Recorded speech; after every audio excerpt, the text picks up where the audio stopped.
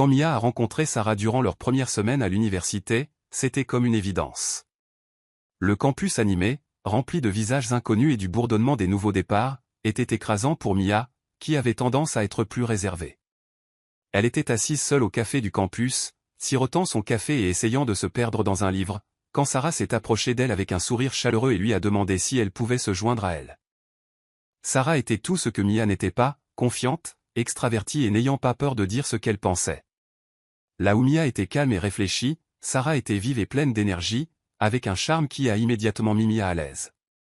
Elles ont commencé à discuter, en quelques minutes, il semblait qu'elles se connaissaient depuis des années. Leurs personnalités se complétaient parfaitement, l'audace de Sarah a sorti Mia de sa coquille, tandis que le calme de Mia ancrait Sarah.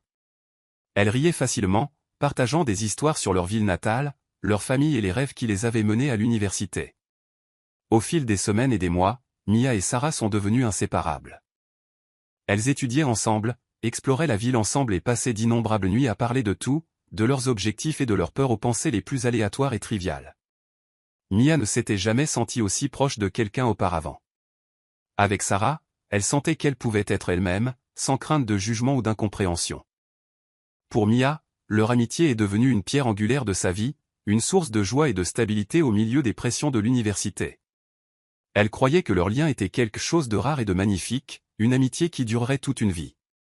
Elle était loin de se douter que cette fondation sur laquelle elle avait bâti sa confiance commencerait un jour à s'effriter. La profondeur de leur amitié a été véritablement mise à l'épreuve dans les moments difficiles. Mia et Sarah étaient la l'une pour l'autre à travers les hauts et les bas de la vie, et leur amitié se renforçait à chaque expérience partagée. Lorsque Mia a vécu une rupture douloureuse en deuxième année, elle a eu l'impression que son monde s'était effondré. Cette relation avait tout signifié pour elle, et sa fin l'a laissée brisée et perdue. Mais Sarah était là pour elle, lui apportant un soutien indéfectible. Elle apportait de la glace à Mia, regardait des films idiots avec elle pour lui remonter le moral et écoutait patiemment Mia vider son cœur. Sarah lui rappelait qu'elle était forte, qu'elle surmonterait cette épreuve et qu'elle n'avait pas à affronter sa douleur seule. De même, lorsque Sarah a eu des difficultés avec la pression académique et des problèmes avec sa famille, Mia a été son roc. Elle s'asseyait avec Sarah pendant les longues nuits d'études, l'aidant à rester concentrée et l'encourageant lorsque Sarah se sentait dépassée. Elle écoutait sans jugement, offrant à Sarah le réconfort et l'assurance dont elle avait besoin. Ensemble, elles ont traversé les tempêtes du début de l'âge adulte, chacune soutenant l'autre avec un amour et une loyauté qui semblaient indestructibles. Mia était certaine que leur amitié pouvait tout supporter. Ces luttes partagées, ces moments de vulnérabilité, avaient créé un lien qu'elle croyait éternel. Elle n'a jamais douté de la loyauté ou de la sincérité de Sarah, convaincue qu'elles étaient liées par quelque chose qui allait au-delà de la simple amitié. Après l'obtention de leur diplôme, Mia et Sarah ont toutes deux trouvé un emploi dans la même ville, bien qu'elles travaillent dans des domaines différents. La transition vers le monde du travail a apporté de nouveaux défis et de nouvelles responsabilités, mais elles étaient excitées à l'idée de naviguer ensemble dans ce nouveau chapitre de leur vie. Elles ont continué à se voir régulièrement, prenant des nouvelles autour d'un café et partageant les derniers événements de leur vie. Mais progressivement, Mia a commencé à remarquer des changements plus subtils, presque imperceptibles, dans le comportement de Sarah. Sarah a commencé à annuler leurs rendez-vous plus fréquemment, souvent à la dernière minute, avec des excuses vagues sur le fait d'être trop occupée ou d'avoir besoin de temps pour elle. Lorsqu'elle se voyait, Sarah semblait distraite, son attention se portant sur son téléphone pendant qu'elle envoyait des SMS ou vérifiait ses messages, s'engageant à peine dans leur conversation. Mia a essayé de ne pas s'en préoccuper, se disant que Sarah s'adaptait simplement aux exigences de son nouveau travail et à un emploi du temps chargé. Mais au fil des semaines, ces petits incidents ont commencé à s'accumuler, formant un schéma que Mia ne pouvait plus ignorer. L'amie qui avait été sa confidente, sa plus grande supportrice, semblait maintenant distante, presque indifférente. Les conversations qui avaient autrefois été remplies de chaleur et de rire sont devenues guindées et maladroites, comme si Sarah n'écoutait qu'à moitié, ses pensées ailleurs. Mia se retrouvait à se retenir, de peur de paraître collante ou trop sensible, mais le sentiment de malaise continuait de grandir. Mia a commencé à se demander si elle avait fait quelque chose de mal, si elle avait d'une manière ou d'une autre éloigné Sarah sans s'en rendre compte. Elle a repassé leurs récentes interactions dans son esprit, cherchant des indices qui pourraient expliquer la distance entre elles. Elle voulait tendre la main, demander à Sarah si tout allait bien, mais une partie d'elle avait peur de ce qu'elle pourrait entendre.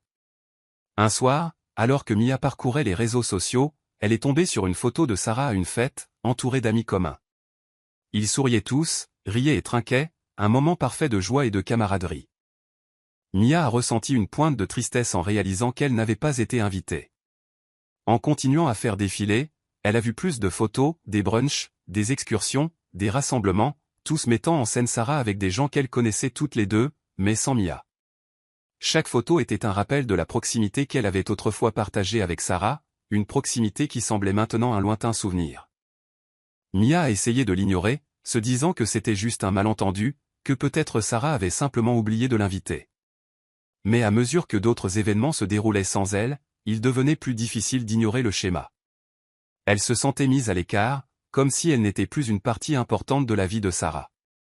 La douleur a commencé à s'installer profondément en elle, se transformant en un chagrin douloureux qu'elle ne pouvait pas chasser. Mia voulait croire que leur amitié était toujours forte, que Sarah l'estimait toujours autant qu'avant. Mais les photos, les invitations manquées et le comportement de plus en plus distant de Sarah rendaient difficile de s'accrocher à cette croyance. Elle se sentait isolée, comme si elle était de l'extérieur, regardant une vie dont elle avait fait partie. La douleur d'être laissée pour compte, de sentir qu'elle n'avait plus d'importance, pesait lourdement sur son cœur. Déterminée à combler le fossé grandissant, Mia a contacté Sarah et l'a invitée à prendre un café dans leur café préféré. Elle a choisi un coin tranquille, espérant qu'elle pourrait avoir une conversation ouverte et honnête sur ce qui se passait entre elles. Mia avait répété ces mots, voulant aborder le sujet en douceur, sans paraître agressive. Alors qu'elle s'asseyait, Mia a pris une profonde inspiration et a commencé, « Sarah, j'ai l'impression que nous nous sommes éloignés ces derniers temps. Passer du temps avec toi me manque. J'ai l'impression que nous ne sommes plus aussi proches qu'avant, et je voulais juste m'assurer que tout va bien. » Sarah leva les yeux de son téléphone, adressant à Mia un léger sourire. « Mia, c'est la vie, tu sais. Nous sommes toutes les deux occupées. Ce n'est pas que je ne veux pas qu'on se voie, mais parfois, des choses se mettent en travers. » Mia hocha la tête, essayant de comprendre. « Je comprends ça, mais... j'ai l'impression de ne même plus savoir ce qui se passe dans ta vie. Nous partagions tout avant. » Sarah rit, bien que cela sonnât forcé. « Mia, tu analyses trop les choses. Nous avons toutes les deux d'autres amis et d'autres choses qui se passent. C'est normal que les amitiés changent. » Ce rejet désinvolte la laissa stupéfaite, donnant à Mia le sentiment d'être idiote d'avoir abordé le sujet. Elle réalisa que Sarah ne voyait pas la distance entre elles comme un problème, et la conversation ne fit que confirmer la crainte de Mia que leur amitié ne soit plus une priorité pour Sarah. Elle quitta le café ce jour-là le cœur lourd, ayant l'impression qu'un mur avait été érigé entre elles, un mur qu'elle ne savait pas comment briser. Au fil des semaines, le comportement de Sarah devint de plus en plus secret. Mia remarqua que son amie avait des conversations téléphoniques à voix basse et passait plus de temps avec leurs amis communs sans l'inviter.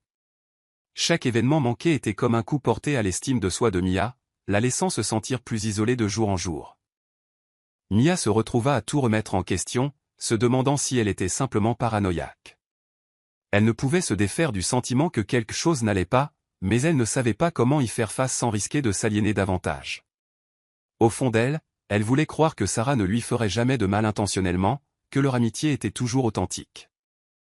Mais les signes devenaient plus difficiles à ignorer, et le sentiment de trahison couvait en elle, non résolu et sans veniment. Un soir, Mia fut invitée à la fête d'un ami commun. Elle espérait que le fait d'être entourée de leurs amis communs rappellerait à Sarah le lien qu'elles avaient autrefois. Mia arriva tôt, impatiente de passer une nuit de rire et de connexion. Mais au fur et à mesure que la soirée avançait, Sarah reconnut à peine sa présence, choisissant de se mêler aux autres. Se sentant blessée et frustrée, Mia sortit prendre l'air, espérant se vider la tête. En contournant la maison, elle entendit des voix, dont l'une était indubitablement celle de Sarah. Elle s'arrêta, le cœur battant à tout rompre, en reconnaissant l'autre voix comme étant celle d'une amie commune qu'elle ne connaissait pas particulièrement bien. « Elle est si facile à manipuler, » disait Sarah d'un ton dédaigneux. « Elle croira tout ce que je dis. C'est presque pathétique, en fait. Mia me fait entièrement confiance, et ça rend tout tellement plus simple. » Mia eut l'impression que le sol se dérobait sous ses pieds. Son cœur s'emballa, ses mains tremblaient tandis que les mots s'imprégnaient en elle. La personne en qui elle avait le plus confiance au monde, l'amie qu'elle avait aimée et soutenue inconditionnellement, parlait d'elle comme si elle n'était rien. Les mots de Sarah étaient cruels, tranchants, anéantissant toute illusion que Mia avait encore sur leur amitié. Sans un mot, Mia se retourna et s'éloigna, l'esprit tourbillonnant d'un mélange de choc, de douleur et d'incrédulité. Elle se sentait humiliée, brisée, comme si tout ce en quoi elle avait cru n'avait été qu'une illusion cruelle. Dans les jours qui ont suivi la fête, Mia se sentait engourdie, comme si elle se déplaçait dans un brouillard. Son esprit repassait les mots de Sarah encore et encore, chaque fois la frappant avec une nouvelle vague de douleur. Elle avait clairement entendu les mots, mais une partie d'elle ne pouvait toujours pas y croire. La trahison était trop vive, trop profonde pour être pleinement comprise. Elle se retira de ses amis et de sa famille, s'isolant dans son appartement. Même les tâches banales comme faire du café ou plier le linge semblaient écrasantes, son esprit trop préoccupé par la trahison. Elle remettait tout en question, chaque souvenir, chaque moment partagé, chaque éclat de rire qu'elle et Sarah avaient eu. Tout cela n'avait-il été qu'un mensonge? Était-elle vraiment aussi naïve et facile à manipuler que Sarah l'avait dit? Après plusieurs jours de tourments, Mia sut qu'elle avait besoin de tourner la page. Elle devait affronter Sarah, non seulement pour obtenir des réponses, mais pour retrouver son estime de soi. Son cœur battait la chamade lorsqu'elle composa le numéro de Sarah, lui demandant si elle pouvait se retrouver au café où elles avaient passé tant d'après-midi heureux ensemble. Sarah arriva l'air insouciant, comme si elle n'était pas consciente de la gravité de leur rencontre. Elle sourit en voyant Mia, mais son expression changea rapidement en remarquant l'air sérieux de Mia.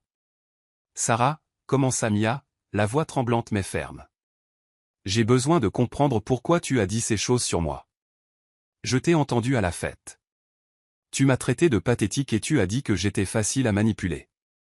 Pourquoi? » L'expression de Sarah se durcit, et pendant un instant, elle détourna le regard, presque comme si la confrontation la dérangeait. « Mia, tu montes ça en épingle, » dit-elle avec un soupir. « Tu prends toujours les choses trop à cœur. » Mia ressentit une montée de colère et de douleur. « Je pensais que nous étions amis, Sarah. Je te faisais plus confiance qu'à quiconque. Pourquoi parlerais-tu de moi comme ça? Notre amitié a-t-elle jamais été réelle pour toi? » Sarah haussa les épaules, avec une pointe d'indifférence dans son expression. « Écoute, Mia, parfois les gens disent des choses. Je ne le pensais pas comme ça. Et honnêtement, tu fais trop facilement confiance aux gens. Peut-être que tu avais besoin d'un électrochoc. » Les mots piquèrent, chacun comme une nouvelle blessure. Mia réalisa que Sarah ne ressentait aucun remords, aucun regret pour la douleur qu'elle avait causée. Son amie, la personne qu'elle avait aimée et en qui elle avait eu confiance, avait disparu, remplacée par quelqu'un qui ne valorisait ni ses sentiments ni leur histoire commune. Sans un mot de plus, Mia se leva, ressentant un étrange sentiment de soulagement en s'éloignant. Elle ne se retourna pas. Elle n'en avait pas besoin. Dans les jours qui ont suivi sa dernière rencontre avec Sarah, Mia a ressenti un mélange de tristesse et de soulagement.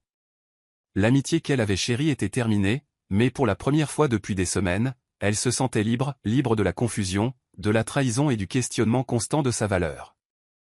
Elle a décidé de se concentrer sur sa guérison, sachant que ce serait un long chemin, mais déterminée à se réapproprier qui elle était. Elle a commencé une thérapie, où elle a trouvé un espace sûr pour explorer ses sentiments de trahison, de colère et de doute. Mia s'est également appuyée sur sa famille et d'autres amis, des personnes qui l'avaient toujours soutenue sans condition. Passer du temps avec lui a rappelé la vraie nature de l'amitié, celle qui est remplie de respect mutuel, de gentillesse et de compréhension. Alors que Mia poursuivait son chemin de guérison, elle a commencé à s'ouvrir à de nouvelles amitiés. Mais cette fois, elle a abordé les relations avec un cœur prudent. Elle apprenait à se faire confiance et à écouter son instinct, à reconnaître les signaux d'alarme.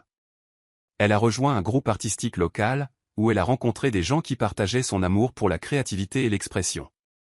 Dans ce groupe, Mia a trouvé des amis qui l'appréciaient pour ce qu'elle était, sans rien attendre en retour.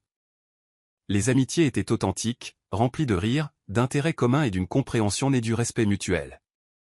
Une amie en particulier, Lily, est devenue très proche de Mia. Lily était chaleureuse et honnête, avec une force que Mia admirait. Elle a partagé sa propre histoire de trahison, et ensemble, elles se sont liées autour de leurs expériences communes. Pour la première fois depuis sa rupture avec Sarah, Mia a ressenti un véritable sentiment de connexion, un sentiment qui ne venait pas avec des arrière-pensées ou des manipulations. Mia a réalisé que son expérience avec Sarah lui avait appris à être plus perspicace. Elle valorisait toujours la confiance et la gentillesse, mais elle avait appris à être attentive à qui elle laissait entrer dans son cœur. Ces nouvelles amitiés lui semblaient équilibrées et saines, et elle chérissait la joie qui venait des liens authentiques. Les mois ont passé, et en regardant son parcours, Mia a ressenti un profond sentiment de fierté et de résilience. Elle avait affronté sa plus profonde douleur et en était sortie plus forte, avec un cœur à la fois ouvert et prudent, prête à accueillir de nouveaux départs sans crainte. Mia avait appris à se faire confiance et à écouter son instinct, à reconnaître la beauté de sa gentillesse sans sacrifier ses limites. Elle ne voyait plus la confiance comme une faiblesse, mais comme un don précieux à offrir avec soin et discernement. Merci d'avoir regardé. Si cela vous a plu, veuillez vous abonner à notre chaîne, Contes populaires africains.